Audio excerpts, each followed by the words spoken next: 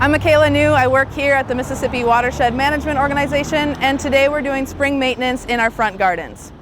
This is a native landscaped area. We have ornamental grasses and native shrubs, and they're perennial, which means they're going to come back year after year. So there's some maintenance we need to do to keep them healthy.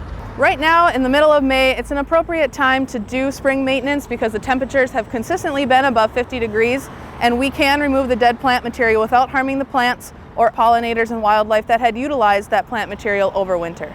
Here is one of our ornamental perennial plants that we want to remove the dead plant material from. And first we want to identify the crown of the plant, which is the living portion of the plant that's going to return year after year.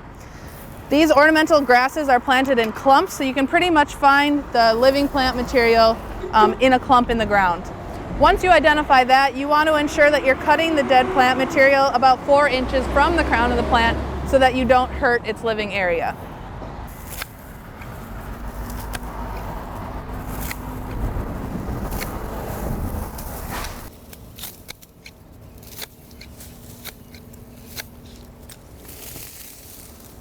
You'll also want to remove any dead plant material from your shrubs. So anything that's not budding or leafing out can be removed, and I have a simple hand pruner for that.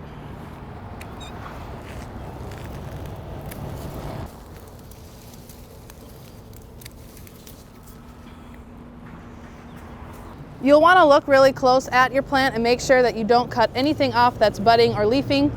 So you'll identify that area and cut just above it.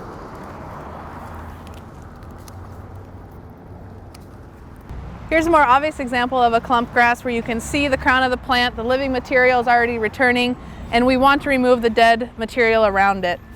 You want to gather as much as you can off the ground, and when you start cutting, you want to avoid hitting the returning plant material.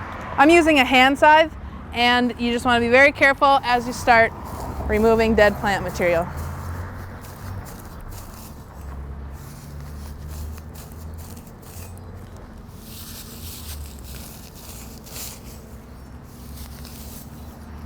So now that we've removed the dead plant material from our native grasses, it's pretty obvious to determine the unwanted weeds growing up in our garden bed. So we'll want to remove those, taking them out entirely by the root, and you can do that using a hand trowel.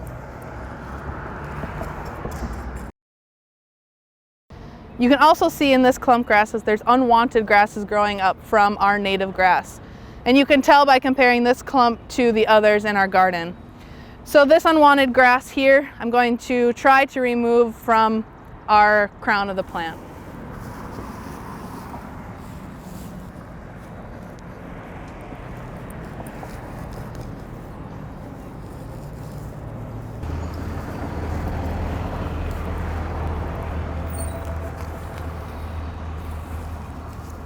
As you're doing your maintenance, you ought to be sure to clean up after yourself because any dirt or organic material left on a hard surface can potentially pollute the Mississippi River.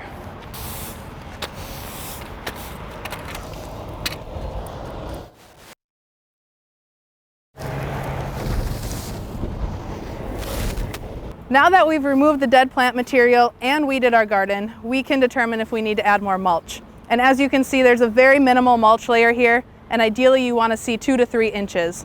The 2 to 3 inches of mulch helps to retain moisture and mitigate more weeds. We are using a shredded hardwood mulch. When the mulch is on the ground, it'll start to interlock together and it won't move as much when water flows over the garden.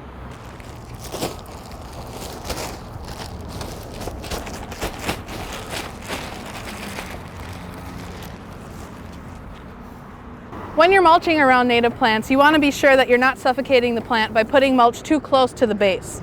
So when you're spreading it, be sure that there's about 1 inch of space left between your native plant and the mulch.